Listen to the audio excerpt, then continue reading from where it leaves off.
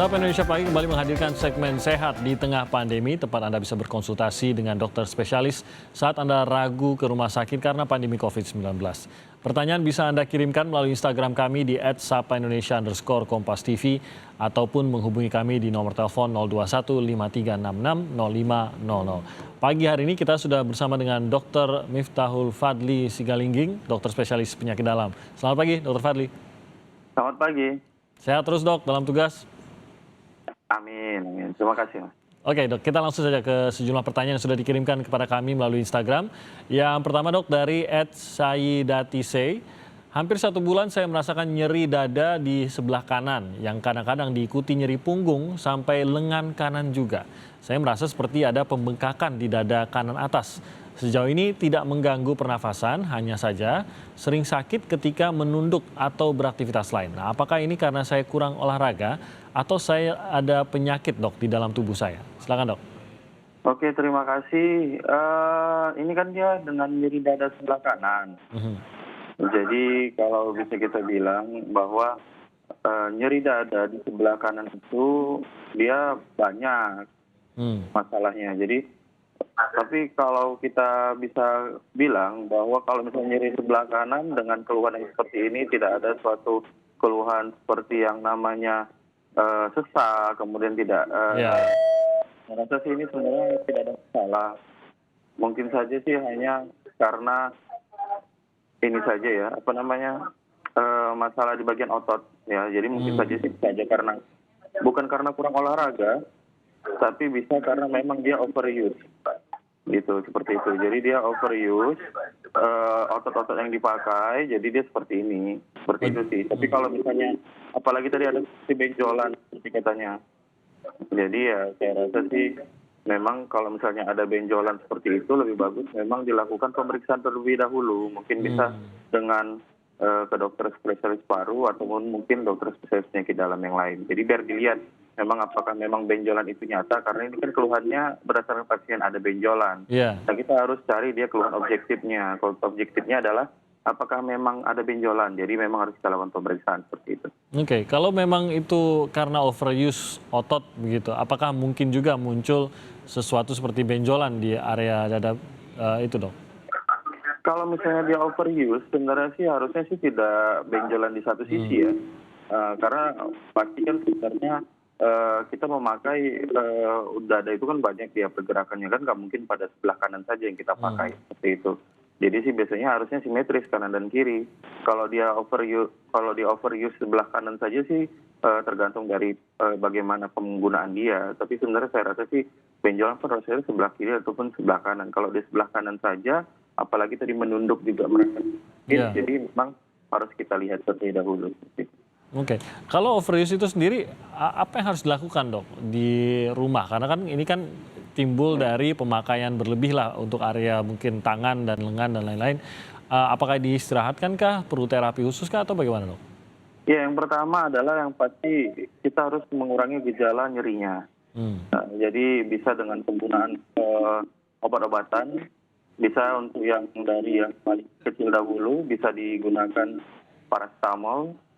Mungkin ya sekitar 2 tablet, ataupun mungkin kalau misalnya belum mau untuk penggunaan obat, boleh dengan kompres air dingin ya. Seperti itu. Oke, nah untuk benjolan sendiri biasanya di-scan kah atau dengan cara apa itu akan dianalisa lebih jauh?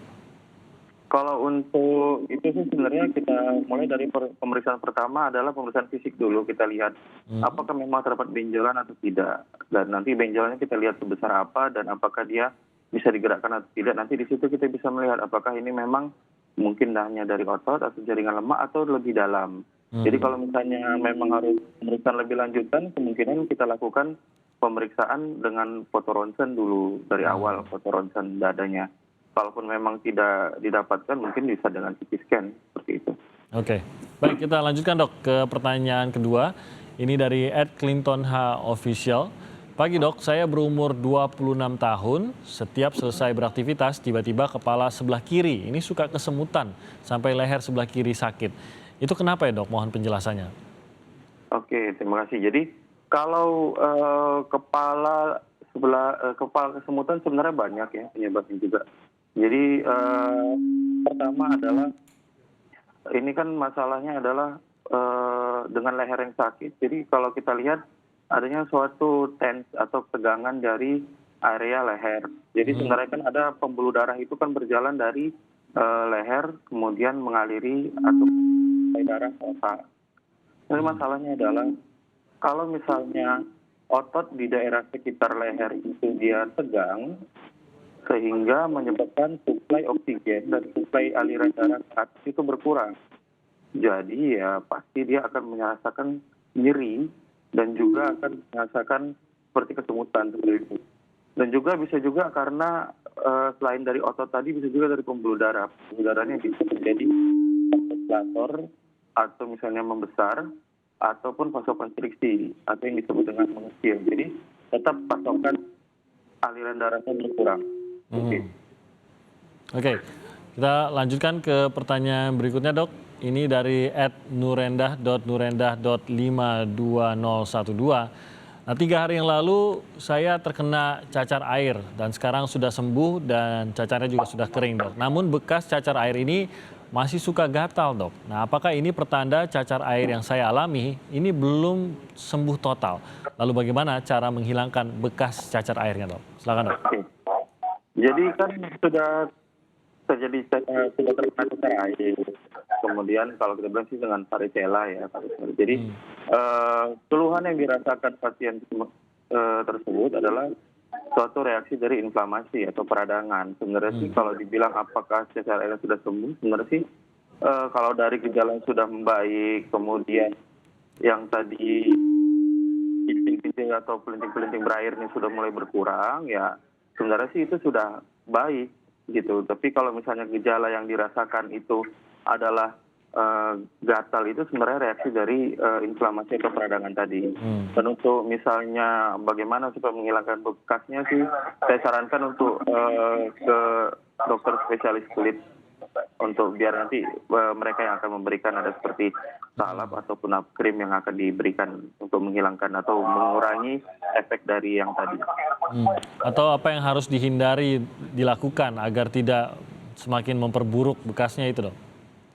Yang pertama adalah stigma bahwa kalau pada pasien-pasien dengan cacar air yang kita beredar di masyarakat adalah jangan mandi ya. Pertama itu mereka bilang jangan mandi kalau misalnya cacar air. Nah, ini adalah stigma yang salah. Jadi yang pertama adalah walaupun dengan cacar air ya harus kebersihan, hygiene personal itu harus diutamakan. Jadi ya tetap untuk mandi yang teratur, yang bersih, boleh dengan menggunakan sabun antiseptik, boleh, nggak ada masalah. Untuk yang menghindari sih sebenarnya hindari dulu untuk keluar rumah, ya. Kenapa? Karena bukan untuk masalah yang lain, tapi sebenarnya adalah untuk menjaga dari sistem supaya kan tadi pelenting itu akan terjadi infeksi ya.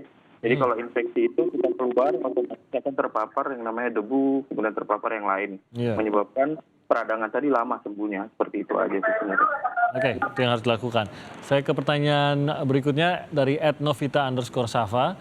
Saya ada asma waktu kecil dan tidak kambuh. Nah, kemarin dada terasa berat untuk bernafas seperti penuh dan serasa tenggorokan seperti tercekik, Dok.